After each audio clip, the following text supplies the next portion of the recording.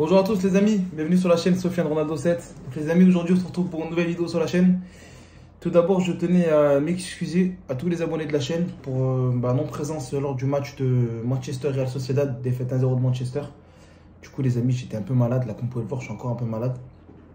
Et j'étais pas là, surtout j'étais en vacances pour des affaires professionnelles. Donc voilà, donc si on fait que j'ai pas pu publier de vidéo. Mais il n'en demeure pas moins que j'ai regardé le match quand même. Et j'étais assez déçu de la prestation de Cristiano du coup. Face à la Real Sociedad, ils ont perdu 1-0. Il a eu des actions, il a même marqué un but hors jeu de la tête, mais il n'a pas été validé malheureusement parce qu'il était hors jeu. Et voilà, sinon la prestation dans l'ensemble, elle était un peu catastrophique de Ronaldo. Donc voilà. Aujourd'hui les gars, je vous fais cette vidéo pour vous parler de deux sujets. Donc la première, c'est une très bonne nouvelle. Erik ten Hag a confiance en 100% à Ronaldo. Et c'est très important de le souligner parce que ça veut dire que Ronaldo va démarrer désormais les matchs, tous les matchs que Manchester United va jouer titulaire. Donc je m'explique. Là dans 2 jours, il y a Manchester qui va à l'extérieur, qui se déplace à l'extérieur en Europa League. Je ne sais plus du tout où il se déplace, je vais vous dire ça de suite. Manchester United. Le prochain match c'est contre Sheriff. Sheriff, je sais pas quoi là, bref. Voilà, Sheriff, Manchester.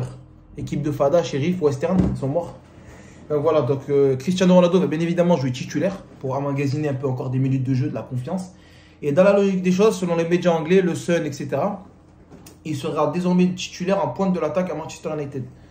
Pourquoi? Parce que les amis, Erik ten Hag n'a pas oublié que Cristiano Ronaldo, c'est l'un des meilleurs joueurs de l'histoire du football encore à son âge. C'est encore un joueur qui peut beaucoup apporter à une équipe et c'est un très grand buteur. Dans son équipe, il n'y a pas de buteur. On va dire la vérité. Jadon Sancho, Rashford, Bruno Fernandes, Eriksen, Casemiro, le gars qui vient de signer, Anthony, Elanga. C'est des joueurs de percussion, frérot. Des techniciens. C'est pas des finisseurs. Et le seul finisseur à Manchester, parce que maintenant Cavani est parti, il y a beaucoup de joueurs qui sont partis de l'équipe de l'année dernière. C'est Cristiano Ronaldo. Donc son objectif, ce serait dans un futur très proche. Et moi, je vous annonce ça maintenant. Je pense que plus jamais Ronaldo ne sera sur le banc, dans une logique pure et dure.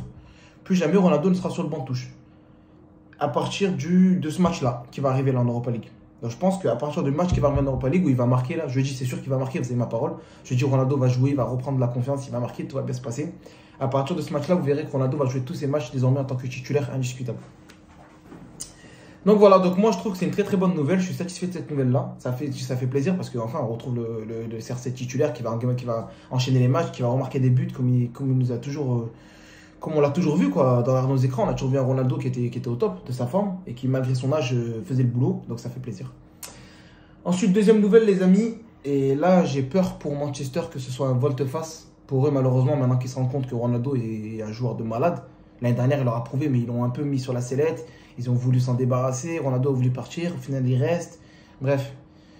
C'est pas rentré dans les oreilles d'un sourd. Vous avez très bien vu la rumeur qu'elle a envoyée à Chelsea pendant tout l'été, on pensait que c'était qu'une rumeur. Au final, ça s'est avéré véridique. Pourquoi? Parce que Thomas Tuchel a été viré de Chelsea pour ne pas avoir recruté Cristiano Ronaldo. Je m'explique. Vous connaissez tous le journaliste Fabrizio Di Marzio, l'italien, qui donne toujours des infos de malade, c'est du sûr à 100%, c'est safe. Voilà. Donc là, il a dit aujourd'hui dans une interview que Cristiano Ronaldo sera en train de parler avec Chelsea pour une possible arrivée en janvier 2023 au sein du club de Chelsea à Stamford Bridge. Et potentiellement jouer le derby avec Manchester United, Chelsea, on sait très bien que c'est pas comme un Manchester-Liverpool où c'est vraiment la guerre, comme Marseille-Paris. Mais ça reste un bon petit derby quand même, tu vois ce que je veux dire? C'est comme un Lyon-Marseille, tu vois. Et on n'a pas envie de perdre ces matchs-là. Donc voilà. Donc moi je pense que CR7 a de fortes chances de rester à Manchester en janvier comme de partir. En fait, c'est lui qui va choisir. Il peut rester à Manchester et jouer la Ligue des Champions l'année prochaine parce que Manchester, ils seront dans le haut de tableau. 4 premiers cette année, c'est sûr. Voilà, ils joueront la Ligue des Champions. Maintenant, est-ce qu'il veut un nouveau défi à son âge-là qui arrive là? Je ne sais pas du tout. Parce que Chelsea, on peut dire ce qu'on veut, c'est pas une équipe qui tourne. Alors là, ils ont gagné la Ligue des Champions il y a 2 ans, mais maintenant, c'est un peu catastrophique. Alors là, ils n'ont pas de jeu. Pour moi, ils n'ont aucun fond de jeu. Ils jouent avec 6-7 défenseurs, des joueurs défensifs, 2-3 attaquants et à la RBT. La balle, elle vient, on tire, on marque, on fait une chandelle, on met une tête, but, voilà. Il n'y a pas de fond de jeu. Alors que là, tu vois, il y a un fond de jeu avec Manchester United. Erik ten Hag, il vient, il apporte quelque chose et voilà.